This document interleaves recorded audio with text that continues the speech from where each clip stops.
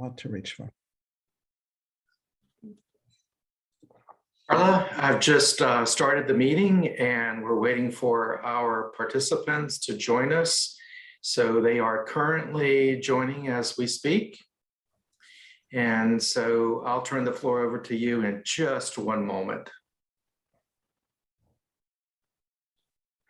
And thank you so much, Vera, for signing for us today. Very important, and we appreciate you greatly. Looking forward to the demonstration. Me too, Carla. And we have two Carlas with us today, Carla and Carla. So I might say Carla Lane or Carla I. And I think we're ready, Carla Lane. So whenever you're ready, the floor is yours. Okay, thank you so much, Russ. And hello and welcome to the Federal Government Distance Learning Association's webinar series. I'm Carla Lane, FGDLA's Vice President for the Higher Education Sector and the moderator for today's webinar. FGDLA is a nonprofit professional association formed to promote the development and the application of distance learning in the federal government. We actively foster collaboration and understanding among those involved in leveraging technology and instructional media in support of the education and the training needs of the federal government. FGDLA is a chapter of the United States Distance Learning Association. Our membership is derived primarily from individuals employed by the agencies within the federal government. We invite you to join with us in this exciting field. Our web address is fgdla.us. For upcoming events, on April 20th, Dr. Jennifer Baricchio will discuss game-based activity development. Dr. Jonathan Peters will discuss training and education with gaming on May 15th. I'll discuss the evaluation of online training on June 23rd. Erica Jacobs and Larry Smith will tell us about the new Marines training environment on July 20th. And we are so proud that Zoom is a sponsor of FGDLA and has been instrumental in helping us present the webinars. We'd like to thank Zoom and Russ Colbert for sponsoring today's seminar. They are the best partners we could have, and they are one of our new and valued sponsors. Thank you so much, Russ. We appreciate everything that you do. Thank you, everyone. I appreciate all that you do in your service to our industry. Thank you for having us today. Thanks, Russ. Today's topic is about foreign language accessibility in ASL, how to have inclusive events. We have experts in this field from International Contact, Inc. They are Carla Itzkowitch, president and founder, and Gracia Arroyas, interpreter and facilitator. The discussion will focus on modalities of interpreting, translations, and ADA access, as well as using various types of teleconferencing options for language to make content accessible. Carla and Gracia, welcome, and thank you for being with us today. The floor is yours. Thank you so much, Carla. I don't know if we want to turn off the doorbell, perhaps, but I really appreciate that introduction, Carla. And we have with us as well Patty Black, our interpreting manager, who will be acting as the interpreter a little bit later on, and Cindy Chavez, who's helping us with the slides.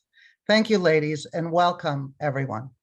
As Carla said, I'm also Carla, and I'm the president of International Contact, a 40-year-old multi-language communication agency in Berkeley, California. I'm very excited to be here because for at least 30 years, I've been thinking that foreign languages are trending, that inclusivity is popular, and really after 2020 and now in 2022, I had no idea before how popular and how important this was going to become. So I want to thank everybody for joining me today. But what is involved in providing equal language access, and how do you conquer the technology to facilitate ADA compliant distance learning? How can you have student participation in a multi-language group? You definitely don't want to have invited Spanish speakers to hear a Spanish interpreting and then the interpretation channels don't work. Or worse yet, you hire an incompetent interpreter and they give your participants the wrong information. I mean, what a way to see your inclusivity goals vanish, right? And speaking of vanishing, in 2020, when shelter in place hit and all the live events kind of vanished, we had to quickly pivot in order to keep working, keep our vendors working, and keep our clients working. And we did that by creating a language hosting person who helped our clients to make it easy to include foreign language speakers in their public online events. My co-presenter today is Gracia Arroyas, our interpreting specialist in Murcia in Spain. And we'll be doing a demo a little bit later on for you. But first, I'd like to invite you to visualize your events and what you will need. Can you do them consecutively? Do you need it to be simultaneous? If so, do you need 2 interpreters? Do you have media content to include in your presentation? If you're not sure how all this stacks up, then please stick around, as with the information in this webinar, you'll be comfortable inviting and hosting foreign language and people who need ADA access and meet your inclusivity goals. So why be inclusive? There has been a recent commitment from government to encourage good governance by including everyone in the public. But what happened when events started to become online and people started to give access to people with foreign languages and people with disabilities, all of a sudden the participation mushroomed. And people realized that with bigger participation, their programs were going to have bigger success. So it's very important that when participants join your event from any part of the world or with disabilities, you need to make their experience accessible and enjoyable. And fortunately, technology makes that possible. But before we start really into the meat of the content, let me mention that we are interested in your questions and comments. And so please put those in the Q&A box, and we will try to get to all of them during the Q&A session at the end of the webinar. These are some of the recent events that we've been privileged to help in the last, let's say year or so. The redistricting meetings that have been happening all over the country and certainly throughout California have all been inclusive events. We had Spanish, Chinese, Tagalog, Punjabi, Russian, and I believe Vietnamese as well. And we had different configurations. We had 2, 3, sometimes even 4 languages at the same time.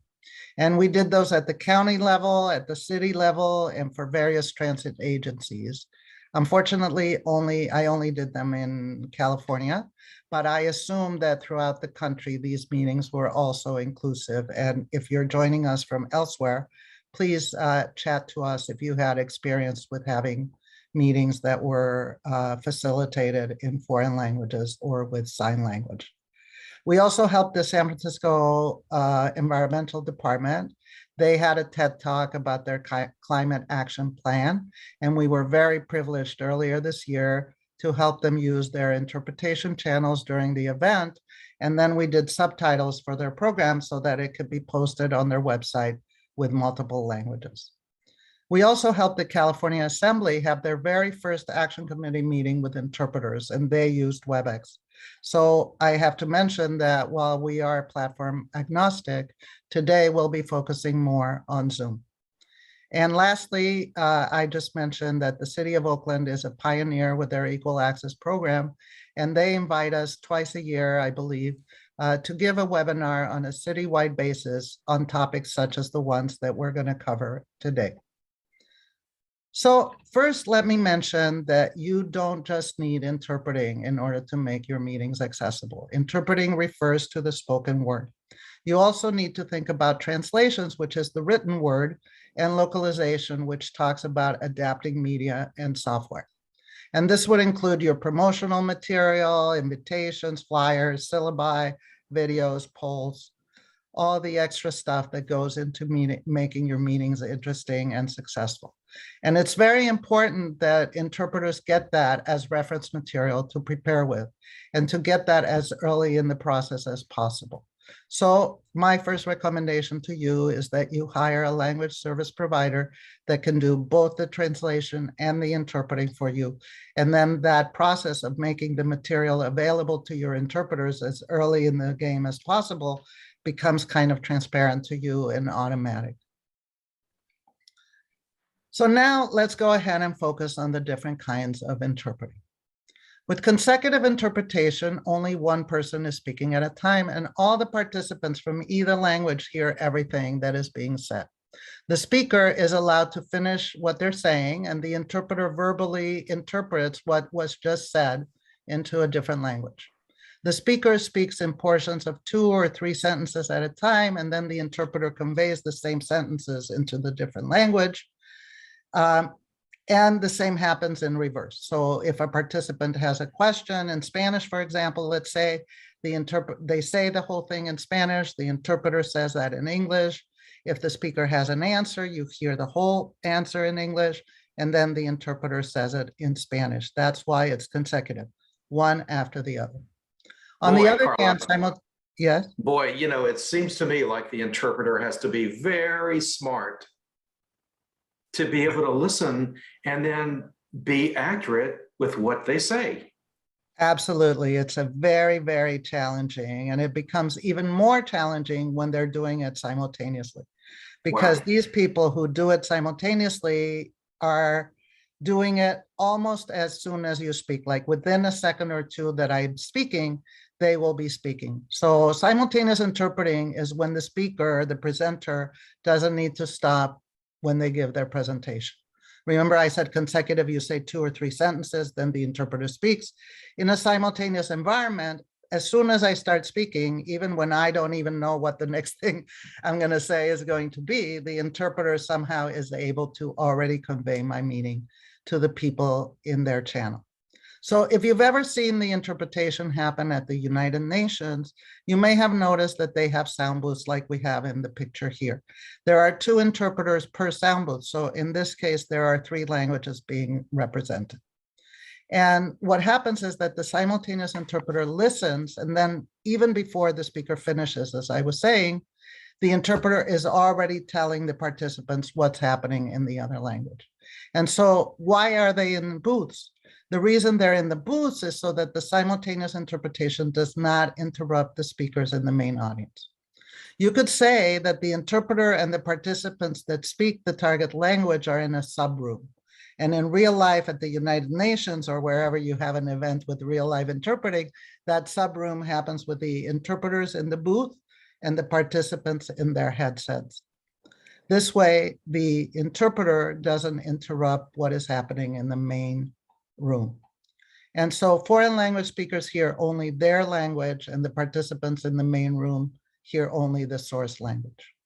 And as Russ was saying, the simultaneous interpreting requires years of practice, a lot of concentration, and intense brain activity. It's really, truly amazing. And Carla, I have the distinct honor of being the United Nations Customer Success Manager. And so I communicate with them daily, and it is really an honor. And I will send this link to many of them throughout the United Nations so they can watch this today. Wonderful. Hello, United Nations. Please send us some feedback. If you've discovered some tricks of the trade that we haven't found, please bring them on. Thanks, Russ. So as I was saying, when you see this happen, you're really in awe of these people. But what happens is that it's a very brain taxing activity, and they can only really do it effectively for about 20 or 30 minutes. And so if your continuous meeting is longer, you will definitely need 2 interpreters. Why? Because it's important to keep in mind that interpreting happens in real time. There's not much that can be done if the interpreter makes a mistake.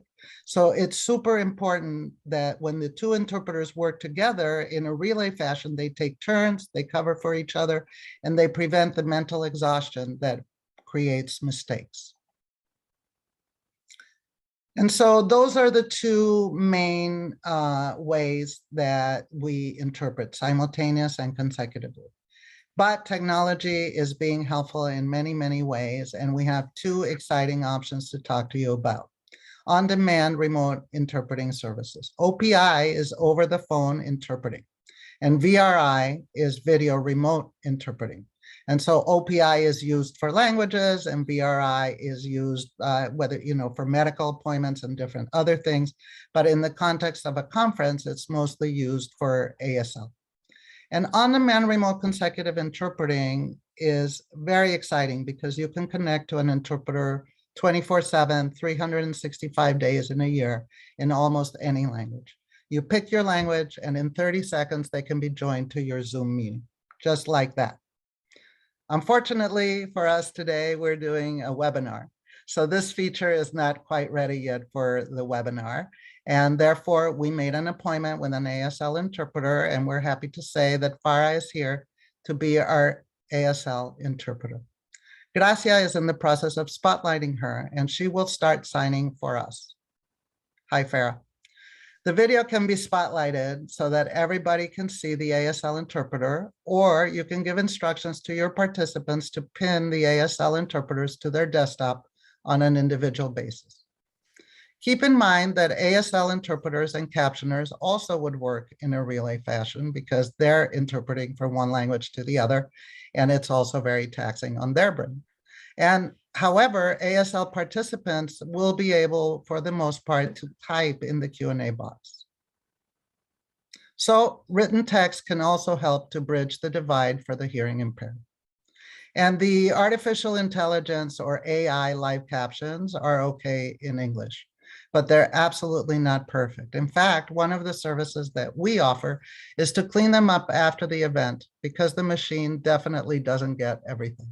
So if you want your real-time transcripts to be accurate, you would need to enlist the help of a captioner via what's called CART. It stands for Communication Access Real-Time Translation. And this will give you a 98% accuracy in your transcripts, which is much better than the AI. We're going to turn on the AI captions now so that you get a good idea of what that's going to look like. However, you need to individually turn on and enable the captions. It's a little square box in your in-meeting controls that says CC, and you can choose the way that you want to see those captions happening. And now I'm going to give you an example of why you should not use the AI captions when doing consecutive interpreting. The AI is going to try to write down in Spanish what I'm going to say in English. I'm going to say it in Spanish, and the AI is going to try to write it in English and perhaps give you an idea of what the horrible things that it might come up with to say if you don't forget to turn it on. I hope it's not too terrible, but here goes. El sexteto del presidente termina en junio y todos quieren saber quién va a mandar después de eso. As you can see, the AI is trying to correct itself, and it's going back and trying to figure out what I was trying to say. I have no idea what it came up with, but I hope it was fun for you. And I hope it was really important to teach you that you should use captions in English only, or in a simultaneous meeting where you can hear the English only. So at this point that I've shown you the AI captions, you might ask yourself, if we're going to have captions, why do I need ASL? And the thing is that there are different levels of ASL, and really nothing is as simple as 1, 2, 3 in our business. For example, if somebody became hard of hearing later in life, they may not be trained in sign language. And so for those people, captions are obviously going to work much better. But depending on the level of ASL, you can also have deaf interpreters, you can have hearing interpreters. For example, if you need to sign for a child, obviously, you're not going to use captions for them to read. But there are many, many issues in terms of certifying ASL interpreters. But this is a mushrooming career. Both language interpreting and sign language have a lot of openings for people who want to become that. And there are now, I think, 10 universities and multiple colleges that train ASL and certify ASL interpreters. So my best advice is definitely work with somebody who has experience hiring ASL interpreters because the variables are many, and it's really hard to determine. And the most determinative thing is the level of ASL of your audience, but how can you find that out? And how can you find out if somebody needs language access? This is an issue that is a big issue for our clients because we have been told that asking publicly whether somebody needs ADA or language assistance can be offensive. So it's a real issue because our clients really need to know who's using the service in order to allocate resources and justify the expense. So how do you overcome that? Well, some of our clients do it in registration, asking you, do you need ASL services or do you need language services? What language? Others have language-only instances of their meetings. There's a way to broadcast it, and we'll tell you about it later. And we at International Contact feel that the polls could be a very good way to do this. And we'd like to enlist you in giving us feedback about this, if you have heard this issue and how it works for you. So here comes our first poll. Please answer our poll. Do you need the ASL interpreting to continue today? You'll notice that the poll is bilingual, which is another feature that's wonderful to make your polls accessible to people, but it becomes a little tricky when you have to do the formatting. Do we have a response? They are still. They're still voting. Okay, Voting. very good. So Farah, you get to go on a little bit longer. We got 3 answers so far. Okay, So I'm gonna wait a few seconds so we get more participation. please vote. It's okay if you're not sure. And Exactly. in the chat, please tell us how you feel about being asked this question. Do you feel on the spot? Is it okay? Do you feel offended? We definitely don't mean to offend anyone. So. All right.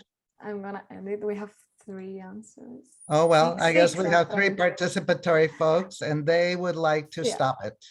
So very good, Farah. Thank you so much for coming. And you're welcome to stick around and give us feedback on the content of the webinar. Those of you who didn't vote especially, please let us know how you felt about asking this question. And now Gracia will tell you about the Zoom interpreting channels. Thank you. So do you remember when Carla mentioned the UN simultaneous interpreters being inside booths? Well, now Zoom also lets you to have the same booths, but in virtual mode. And instead of calling them booths, they are called Zoom interpretation channels. How Zoom interpretation works is pretty simple. The first thing that you need to do when you are in a meeting is the language interpretation host will assign the interpreter to a separate audio channel for the language they are interpreting. English participants then need to go to the English channel, and the non-English speakers will have to go to the respective language channels. When the presentation starts, the interpreter will start doing the simultaneous interpretation on their channel. So the best way to know if you have language participation in a multilingual event is if they actually have questions or comments. So I always like to see a Q&A session. If you are planning on having a Q&A session on your multilingual event, we recommend the following options. The first one will be to leave the interpretation channels activated. If a language participant has a question, that person can ask it in the language channels, and everybody is going to be able to listen to him or her. The interpreter will switch to the English channel to translate the language question, and then he will switch back to the language channel to translate the answer. Our interpreters are well trained and they know how to do this professionally. So if you choose to do this option, you don't really need to worry about anything else. And there's a second option, that is to disable the interpretation channels and have the interpreter interpret everything, questions and answers, in a consecutive way for everybody involved, the non-English and the English participants, everyone together. This can extend your meeting a little bit longer, but it can be a very nice way to bring everybody together. And often when this happens, participants comment how nice it is for the host to be inclusive. It is also worth mentioning that unfortunately breakout rooms and Zoom channels are not compatible. Therefore, when you create a breakout room, you need to assign one of the interpreters to the breakout room with all the language speakers. The interpreter can be asked to be the moderator of that breakout room, so everything will have to be done in that particular language. Or you can also have the interpreter interpret that part in a consecutive way. And the way that you configure all these language channels is also very simple. The first thing that you need to do is go to the settings of your Zoom account and make sure that you have the language interpretation activated, as you can see there on the screen that I'm sharing with you. And Zoom recently added a new improvement that allows you to have the language channels enabled as a default setting for all your scheduled meetings. Isn't that great? In order to enable this option, you just need to select the enable language interpretation by default checkbox. And this way you will have the Zoom channels enabled for all your meetings. Back to you, Carla. Wow, that's a great company. Yes, it is.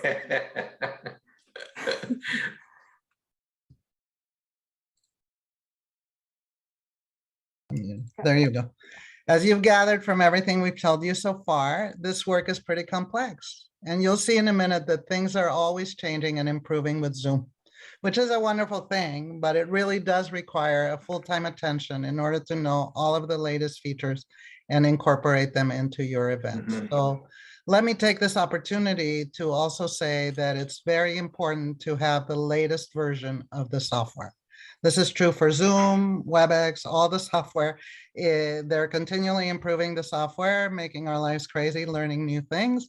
But if your participants don't have the latest software, you'll describe things that they won't be able to access. So in your invitations and throughout your time, make sure that your panelists, your participants, and your interpreters all have the latest software installed. And so our event architects and language co-hosts, they have a full-time job keeping up with everything to help design and deliver the best event in terms of providing access to limited English speakers in real time. For example, Zoom just implemented the ability to relay. Not 2 weeks ago, interpreters could not hear each other in the interpretation channels. This was a huge problem we had many workarounds for.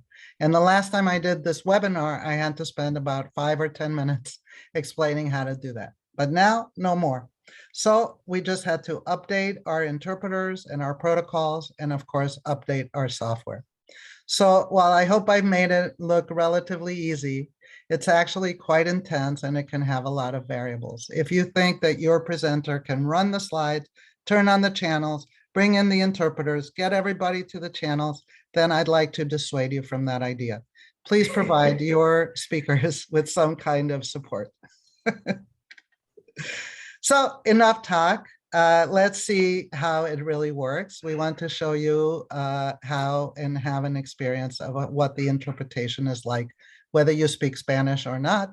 Gracia is turning on the interpretation channels now, and you will see a little world icon show up in your in-meeting controls to the right of chat at the bottom of your screen. Everyone needs to join me in the English channel. Please go to the English channel.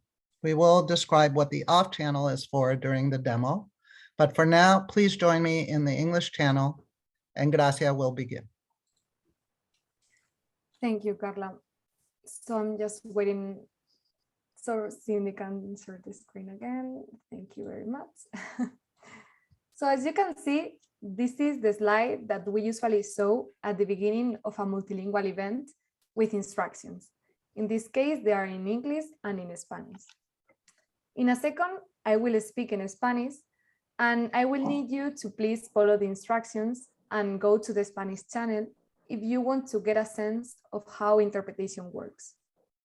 Patty, our interpreter here today, is now there, and she will interpret what I'm going to say into English. So please, everybody now click in the world icon that you see in your in-meeting controls and select the Spanish channel to get a sense of how interpretation works. If you are in a smartphone, you will find this on the 3 dots in the corner of your screen.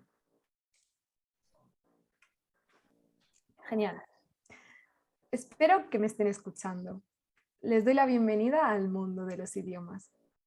Pueden elegir la opción de muting para no oír el idioma original y oír a la intérprete más claramente. Cuando ya tengan la demostración suficiente, por favor, regresen conmigo al canal de inglés.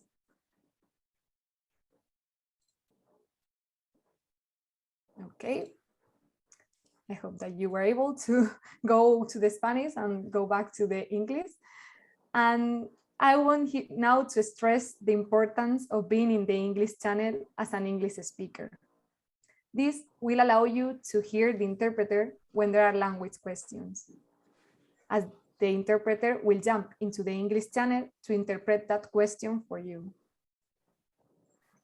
Perdón, tengo una pregunta. ¿Cómo me puedo conectar por el celular?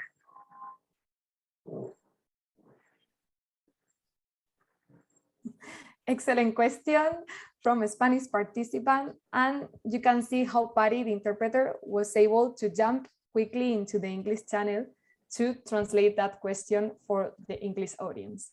That was a very great demo, and we thank you for that. Were you all able to hear Patty? If you were not able to hear Patty, that means that you were in the off channel. And if you are there, you won't be able to listen to the interpreter. So basically, in order to facilitate everybody hearing everything, it is very important that you all the English speakers, to the English channel first at the beginning of a multilingual event. And I'm gonna show you now our next bilingual poll. 1 second while I launch it. That is, do you want us to continue interpreting into Spanish in this meeting today? Please answer. I'm gonna give you a few seconds so that you can answer.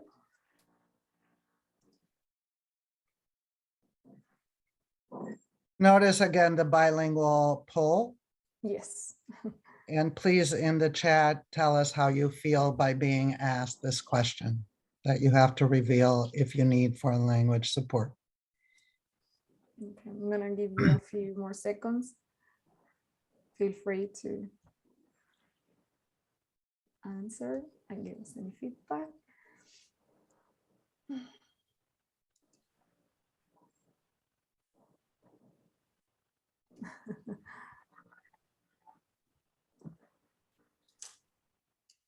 Okay.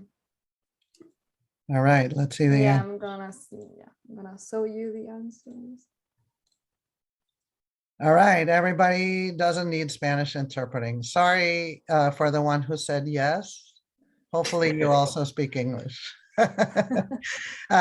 Please tell us how you feel about being put on the spot to confess whether you want language support or not, and whether it being asked through a poll where it's anonymous is helpful. Thanks. Please continue, Gracia. Thank you. Before I forget, I just want to mention that because simultaneous interpreters are a few seconds behind the English already, it is very important for panelists and presenters to pace themselves and not go too fast. This really, really helps the interpreters. So now I'm going to talk about meeting and webinars. Zoom meetings and Zoom webinar both work out well for language accessibility, except for on-demand services, as we explained before, where if you want to have an on-demand interpreter join your Zoom meeting, it has to be a meeting and not a webinar. But they are developing these features, so it will be available in webinars soon. So basically, the main difference between webinars and meetings is whether you want an interactive event or not. If you are hosting a large and not very interactive event, webinar will be your best option. However, if you want an interactive event and if you want to have breakout rooms, you should definitely choose a Zoom meeting. And as of today, you can access the interpretation channels from the desktop app, the smartphone app, or using a tablet. And Chromebooks are also able to access the language channels as well. However, if a participant dials into the meeting, and I think this will answer the question that we were asked before by the Spanish participant, that means that that person will only be able to the main language. We managed to create a second Zoom instance to allow connection via phone, but there are other technologies that can also be involved for telephonic access. Those are very complex solutions, and we cannot go into detail today. But please feel free to contact us if you want to discuss this matter further. It is very important when you need to bridge the digital divide. Excellent. Thank you so much, Gracia. Doesn't she make it look easy? She sure does, Carla. All of Yes, you do. well. Amazing. Thanks, Russ. We've given you a lot of tips today. Many relate to the technology, to having competent certified interpreters, to visualizing all your elements before the event. But really none is more important than practice, practice, practice, and please prepare. So we personally like to schedule at least one dry run, sometimes two, depending on how complex the event is. Make sure that everybody knows their role and the run of the show. And interpreters need to prepare and practice. And if you allow for all of that to happen, then you will surely have a successful event.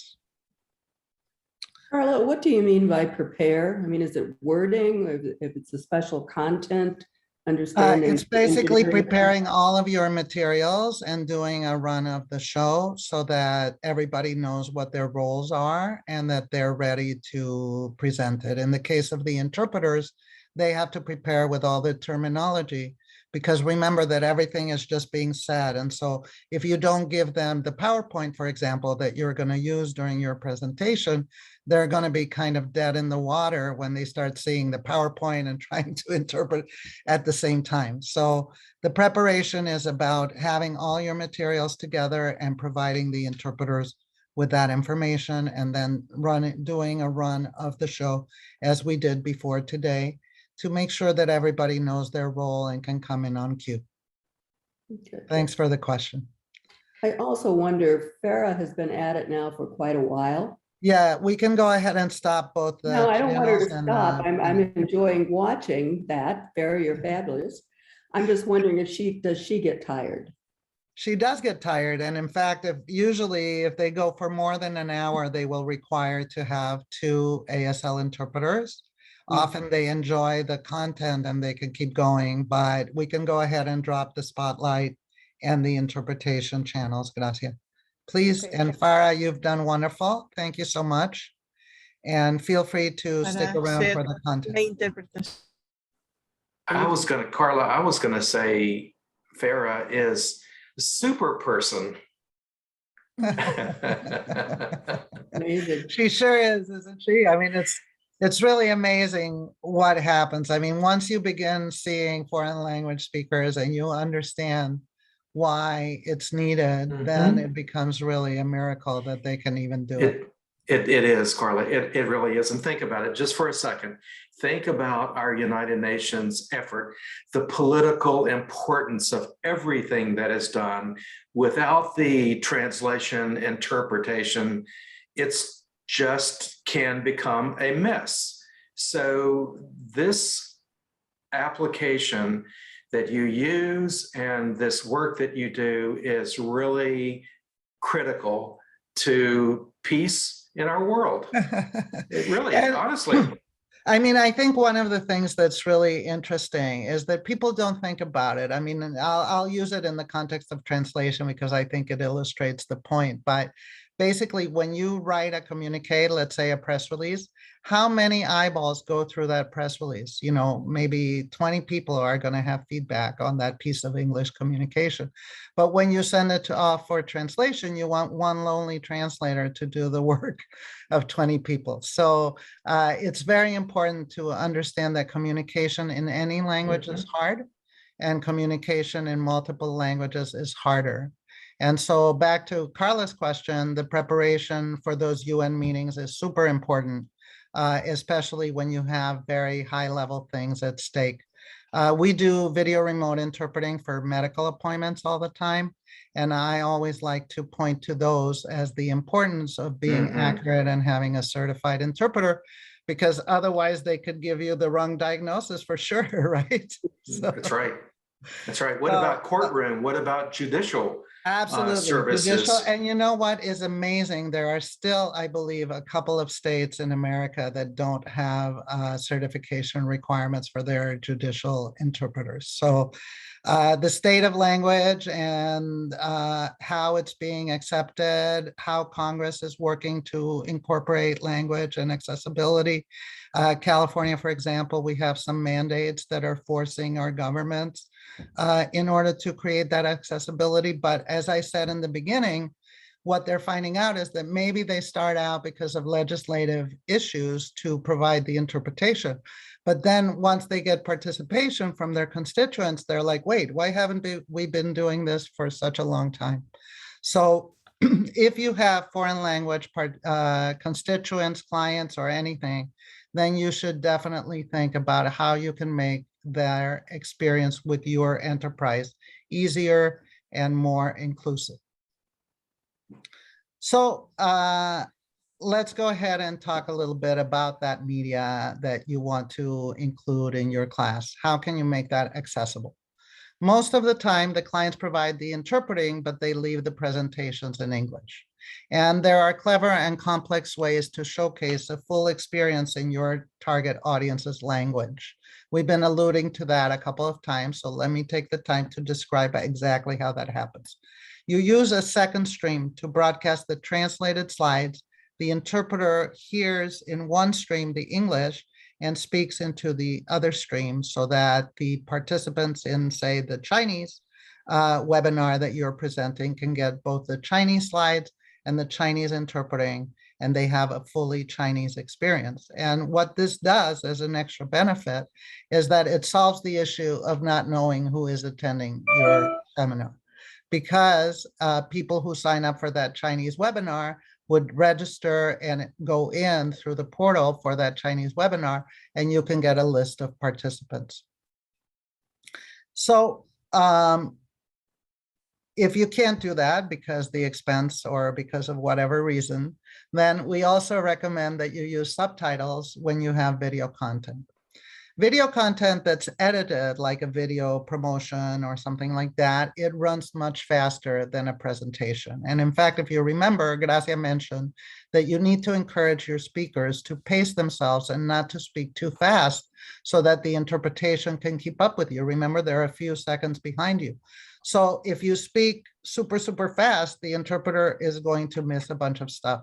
And when you have media that is being introduced as opposed to a speaker, that always goes too fast. So we think that if you use subtitles for your video, it's a great way to make it inclusive for all of your participants. And the other added benefit of that solution is that you might get away with just one interpreter because they would take a break while the media is playing. So if a pre-recorded and edited video is going to be in your presentation, it is not reasonable to expect that the interpreters are going to keep up with that. And the subtitles are a good way to deal with that.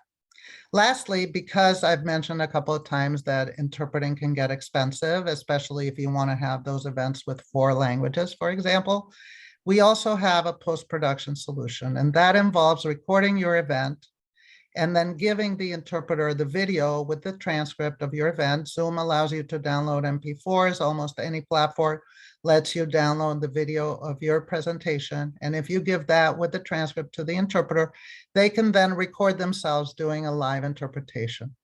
Important to note that this is not dubbing. Okay, when we do dubbing, which we also do, we have to do a script. It has to go through legal. Every word is very carefully crafted. It's totally accurate. We hire an actor, we hire a director, we put music. It's a totally different experience than live interpretation, right? So this post-production solution that I'm talking to you about is about simulating a live interpreting. So if you can't have interpreters live during your event, you could record it and then give it to the interpreter, and they would interpret a channel. And then you marry that with your video, and you can, of course, drop in your foreign language slides into that video. And the same thing happens when you do have simultaneous interpreting. You can record the meeting with the English slides, and then through editing, you can put in Spanish slides. And so what you post on the web would be a fully localized interpreted event. And you can do that in as many languages as you like because you can post them on the web. I should mention that 5 languages is the most that you can have with 2 interpreters per language in Zoom. And I believe, oh, one last thing about the post-production solution is that if you wanted to have your meeting and have participants give you feedback and participate in the meeting, obviously the post-production solution can't do that for you. but we have set up phone lines for our clients where people can leave a message in their language, or through the interface on the webpage where they post the video, there can be a feedback box there for people to write their comments. So with that, I'll be happy to answer any questions that you might have. Okay, Carla, you mentioned a couple of times about the cost. Could you go over some of the cost for us? Let us, what is baselines and as you Absolutely. go up the ladder, the higher cost? Absolutely. Thank you so much, Carla. Interpreters, they work from between 80 and 150 per hour, which includes their preparation time. Cart workers are a little bit more expensive because they have to prepare more. And you don't need 2 cart interpreters, cart transcriptionists for at least 2 hours. You will only need just 1 person. So they're a little more expensive, but you need less of those. And then we do hosting at 85 per hour. And the only other thing to mention quickly in this very general set of rates is that on-site interpreting would also have like driving time and stuff like that. Okay. So it can become quite expensive. I mean, if you're doing 4 or 5 or 6 languages or 5. Exactly. And that's why you need to have other ideas in mind if that is the case, that your budget is limited. And again, why everybody needs to know who is attending to hear these interpreting. So when you're setting up a meeting like that, most people would know who their audience is. I mean, if it's a company that's doing work with China or Japan, obviously they would know. But if it's a more multinational approach to it, is there a way of collecting information initially? Like I said, these are one of the things that is really, really difficult for our customers, and to justify the expense and allocate the resources for it. I mean, a big part of them are working on the premise of if you build it, they will come. It's a very good point that you have, that, in foreign languages and foreign cultures, they are not used to accessing their government. So the idea that they would participate in a public meeting, for example, is a little bit foreign to them. And so we in particular can help our clients also with recruiting participation and facilitating the fact that that's happening. I think that the more that happens, the more that the cultures understand that they can participate, the more that they will join. Other strategies that our clients employ is definitely in your flyers, put a little line in there. If you need language assistance, please contact us. Very often they say, please contact us 72 hours before the event. And then if nobody requests it, then they don't provide it. Other clients take the approach, for example, for those redistricting meetings, they really, really wanted the participation. So they took the approach of saying that if they built it, they would come. As Gracia was saying, the very best way to know that there's someone listening to your interpreting is if they have a question or a comment in their language. But as we know, people don't always comment or question what they have. So getting to know your target, maybe quizzing them, and then perhaps using some of those techniques that we were talking about, maybe polling during your meeting, maybe drawing them out, maybe using a breakout room and see who goes to the Spanish room. All of those are techniques that our clients are employing, and they're seeing their participation numbers increase, but sorry, it's one of those difficult areas. I just wondered, I mean, what are the real pitfalls of doing this? Well, the pitfalls of not doing it is that you're leaving a whole bunch of people out, right? So that's the number one thing to consider, is if you know your audience and you know that they could benefit from. Sorry, Russ? I was just saying it's more inclusive. Right, exactly. And so it's part of the goals of our companies to do that, and to extend the reach of the fact that these services are available and that they're being provided during your meetings. It's very important during your promotion to definitely promote the fact that you're going through the trouble of making it accessible for people. We weren't, Carla Lane, we weren't in the Navy. We weren't as professional as Carla's team is. So we would often use the technique called shotgunning, and it's not really a shotgun. It's calling on a person by name. like Cindy, what do you think about this? Or Cindy, can you understand in your language what I'm saying as a Navy instructor? So it's gotten a lot better of not making someone feel bad and making everyone feel completely equal. And we want to encourage everybody to reach out to us with your experiences and your ideas. Is anybody here in the audience able to share with us anything, questions, or any other ideas that you have about this topic? If you want to speak, if you raise your hand, I can allow you to speak.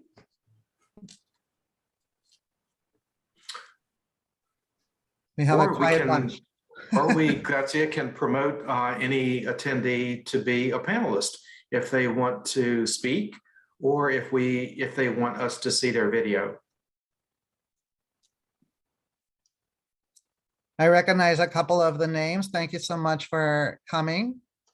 And we're very interested in what you guys have to say. I mean, I can tell you from our Okay. experience that governments at all levels are interested in this, and we have a raised hand. Yeah, I'm gonna allow Randy to talk. You should be able to unmute yourself. Click on the little microphone, Randy, to unmute yourself. Oops.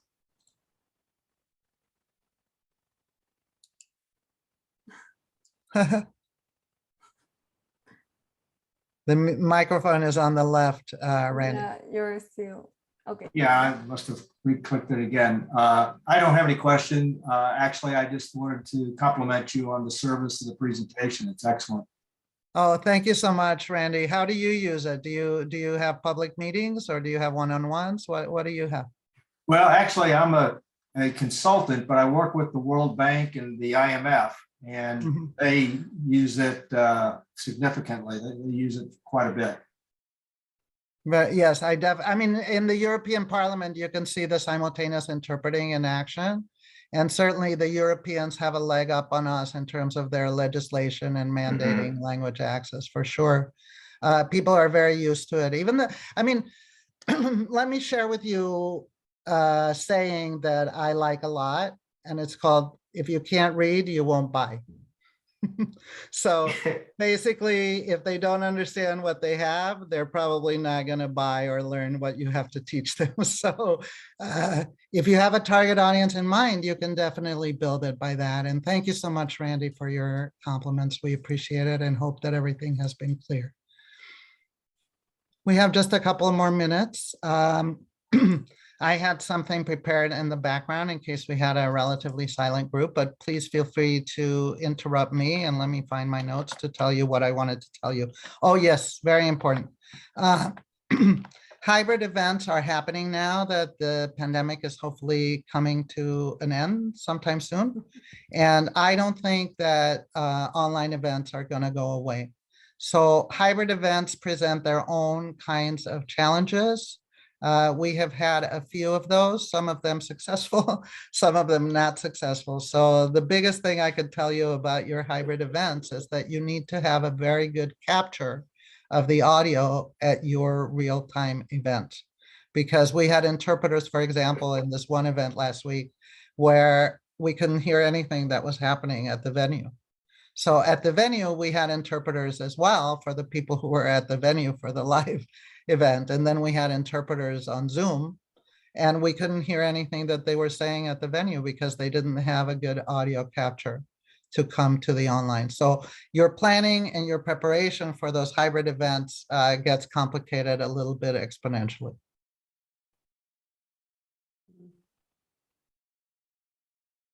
Okay, any other questions? Well, then let me do this. Carla and Gracia, Farah, Patty, Cindy, we want to thank you all for being here today. Excellent presentation. It's so interesting to see how the technology is evolving to support human needs. It's a wonderful thing to be able to see. We also want to thank Russ Colbert and Zoom for their support today. That concludes the webinar. Thank you for joining us. Good afternoon. Thanks so much, Yeah. everyone. Thank you. Thank Thank you. you.